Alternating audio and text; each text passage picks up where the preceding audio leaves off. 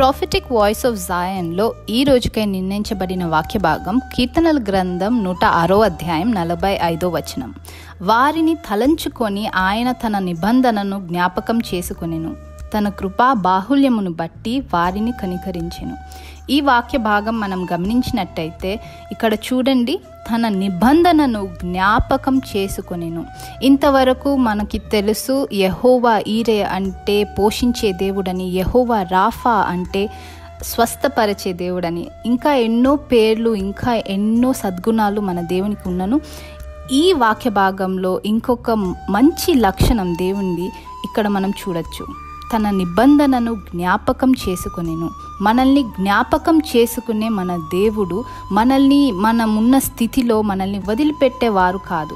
మనం చూసుకుంటే ఎన్నో పర్యాయాలు బైబిల్లో ఎంతో మందిని జ్ఞాపకం చేసుకొని వాళ్ళున్న కష్టంలో, వాళ్ళున్న నష్టంలో దేవుడు వాళ్ళని బయటికి తీసుకొచ్చిన వారుగా ఉన్నారు.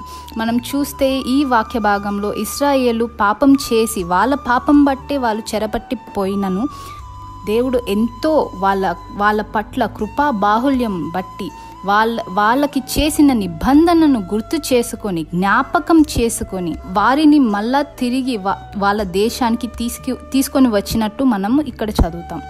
అలాగే ఎంతోమందిని నోవాను జ్ఞాపకం చేసుకొనెను, రాహేలును జ్ఞాపకం చేసుకొనెను, అలాగే హన్నాను జ్ఞాపకం చేసుకొనెను. వాళ్ళకున్న ఏ పరిస్థితుల్లో అయితే వాళ్ళకి ఎంతో బాధ కలిగించే పరిస్థితిలో ఉన్నప్పుడు దేవుడు వాళ్ళని వదిలిపెట్టలేదు. వాళ్ళని గుర్తు చేసుకొని, వాళ్ళను జ్ఞాపకం చేసుకొని, తన కృపా బాహుల్యమును బట్టి వారిని కనికరించెను. ఇక్కడ ప్రతిసారి చూస్తే నోవాను ఓడలో ఉన్నప్పుడు దేవుడు నోవాను తనతో పాటు ఉన్న అందరినీ జ్ఞాపకం చేసుకొనెను. సో తన కృపా బాహుల్యంను బట్టి వాళ్ళని కనికరించెను అని మనం అర్థం చేసుకోవచ్చు. అలాగే రాహేలు గర్భాన్ని తెరిచిన దేవుడు, రాహేలు చేసిన ప్రార్థనలు విన్న దేవుడు, అలాగే హన్న చేసిన ప్రార్థనలు విన్న దేవుడు వారిని జ్ఞాపకం చేసుకొని తన కృపా బాహుల్యంను బట్టి వారిని కనికరించెను.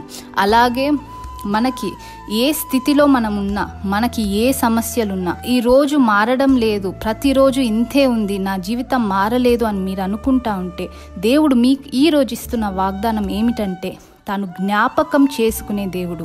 మీరు ఏ స్థితిలో ఉన్నారో ఆయన చూస్తున్న దేవుడు, చూసి మిమ్మల్ని జ్ఞాపకం చేసుకుంటున్నాను అని చెప్తున్న దేవుడు. ఇశ్రాయేలీలో ఎలాగైతే కార్యాలను చేశారో మీ జీవితంలో కూడా చేయగలిగిన శక్తివంతుడు మన దేవుడు.